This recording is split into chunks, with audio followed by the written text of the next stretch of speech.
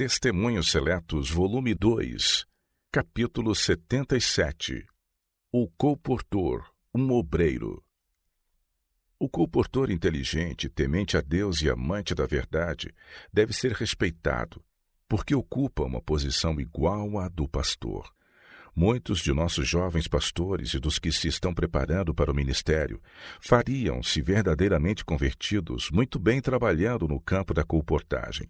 E aproximando-se do povo e apresentando-lhes nossas publicações, ganhariam uma experiência que não podem obter pregando simplesmente. Ao irem de casa em casa, poderiam conversar com as pessoas, levando-lhes a fragrância da vida de Cristo.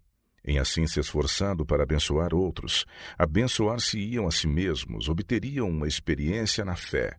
Seu conhecimento das Escrituras aumentaria grandemente e estariam constantemente aprendendo como ganhar almas para Cristo.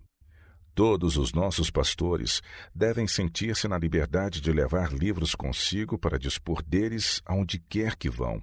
Onde quer que o pastor vá, pode deixar um livro com a família em cuja casa se hospeda, seja vendendo-o ou dando-o. Muita obra desta espécie foi feita nos primeiros tempos da história da mensagem. Os pastores faziam-se de colportores, usando os lucros obtidos pela venda dos livros em ajudar o avançamento da obra em lugares que precisavam de auxílio. Estes podem falar inteligentemente a respeito deste método de trabalho, porque tiveram experiência neste ramo. Ninguém pense que rebaixa um pastor o empenhar-se na colportagem como um meio de levar a verdade ao povo. Fazendo esta obra, está ele trabalhando do mesmo modo que o apóstolo Paulo, que disse: Vós bem sabeis, desde o primeiro dia em que entrei na Ásia, como em todo esse tempo me portei no meio de vós, servindo ao Senhor com toda a humildade, e com muitas lágrimas e tentações, que pelas ciladas dos judeus me sobrevieram. Como nada que útil seja, deixei de vos anunciar e ensinar publicamente pelas casas, testificando tanto aos judeus como aos gregos, a conversão a Deus e a fé em nosso Senhor Jesus Cristo. Atos capítulo 20, versos de 18 a 21.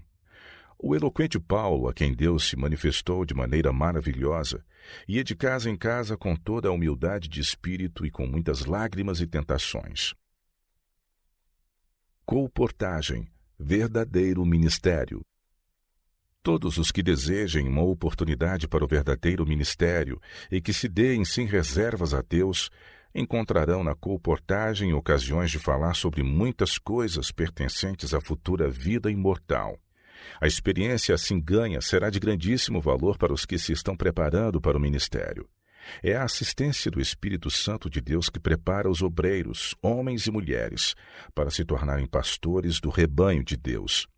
Ao acariciarem o pensamento de que Cristo é seu companheiro, uma santa reverência, uma sagrada alegria serão sentidos por eles em meio de todas as suas críticas experiências e em todas as provações. Aprenderão a orar enquanto trabalham.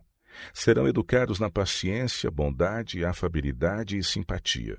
Praticarão a verdadeira cortesia cristã, tendo em mente que Cristo, seu companheiro, não pode aprovar palavras ou sentimentos ásperos e descorteses. Suas palavras serão purificadas. O poder da palavra será por eles considerado como um precioso talento que lhes foi confiado para fazerem uma elevada e santa obra. O agente humano aprenderá como representar o companheiro divino com quem está associado. A esse invisível e santo ser, ele mostrará respeito e reverência, porque está levando o seu jugo e está aprendendo seus puros e santos caminhos. Os que tiverem fé neste divino assistente hão de desenvolver-se. Serão dotados de poder para vestir a mensagem da verdade de sagrada beleza.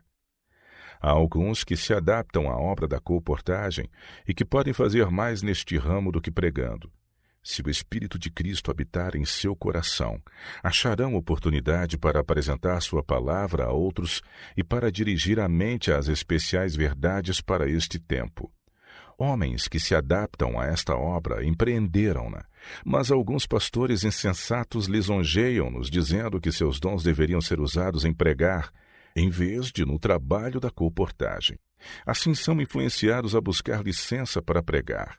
E esses mesmos que deveriam ter sido preparados a fim de se tornarem bons missionários para visitar as famílias em seus lares e falar e orar com elas, são desviados da obra a qual se adaptam para se tornarem pastores deficientes. E o campo onde tanto trabalho é necessário e onde tanto bem poderia ser feito é negligenciado. Nos lares do povo. A pregação da palavra é um meio ordenado pelo Senhor, pelo qual sua mensagem de advertência deve ser dada ao mundo. Nas Escrituras, o fiel mestre é representado como um pastor do rebanho de Deus. Ele deve ser respeitado e sua obra apreciada. A genuína obra médica está ligada ao ministério, e a colportagem deve participar tanto da obra médico-missionária como do ministério. Aos que estão empenhados nesta obra, digo: ao visitardes as pessoas, dizei-lhes que sois um obreiro evangélico e que amais ao Senhor. Não procureis acomodação num hotel, mas hospedai-vos numa casa particular e travai conhecimento com a família. Cristo semeava as sementes da verdade onde quer que estivesse, e como seus seguidores podeis testemunhar em favor do Mestre, fazendo um muito precioso trabalho no círculo familiar. Em assim vos associando com o povo, muitas vezes encontrareis os que se acham doentes e desanimados. Se vos achegais a Cristo, levando o seu jugo, diariamente aprendereis dele como levar mensagens de paz e conforto aos aflitos e desanimados, tristes e contritos. Podeis indicar aos desanimados a palavra de Deus e apresentar os doentes ao Senhor em oração. Ao orardes, falai a Cristo como faríeis a um fidedigno e muito amado amigo. Mantende uma doce, franca e agradável dignidade como um filho de Deus. Isto será reconhecido. Os colportores devem estar habilitados a dar instruções quanto ao tratamento dos doentes. Devem aprender os simples métodos de tratamentos de saúde. Assim podem eles trabalhar como médicos missionários, auxiliando a alma e o corpo dos sofredores. Esta obra deveria agora estar indo avante em todas as partes do mundo. Assim, multidões seriam abençoadas pelas orações e instruções dos servos de Deus. Prudentes ganhadores de almas. Necessitamos reconhecer a importância da colportagem como um grande meio de descobrir os que estão em perigo e levá-los a Cristo. Nunca se deve proibir aos colportores falar do amor de Cristo, contar sua experiência em seu serviço pelo Mestre. Devem ter liberdade em falar e orar com os que estão despertados. A simples história do amor de Cristo pelo homem abrir-lhe-á portas mesmo no lar de incrédulos. Ao visitar o colportor as pessoas em seu lar, muitas vezes terá a oportunidade de ler-lhes da Bíblia ou dos livros que ensinam a verdade. Quando ele descobre aqueles que estão buscando a verdade, pode realizar estudos bíblicos com eles. Estes estudos bíblicos são justamente o de que o povo necessita. Deus usará em seu serviço aqueles que assim mostram um profundo interesse nas almas que perecem. Por meio deles, ele comunicará luz aos que estão prontos para receber instrução. Alguns dos que trabalham na colportagem têm um zelo que não está de acordo com o entendimento. Devido à sua falta de sabedoria e se inclinarem a agir como pastores ou teólogos, tem se tornado quase uma necessidade impor restrições a nossos colportores. Quando a voz do Senhor pergunta: a quem enviarei e quem há de ir por nós?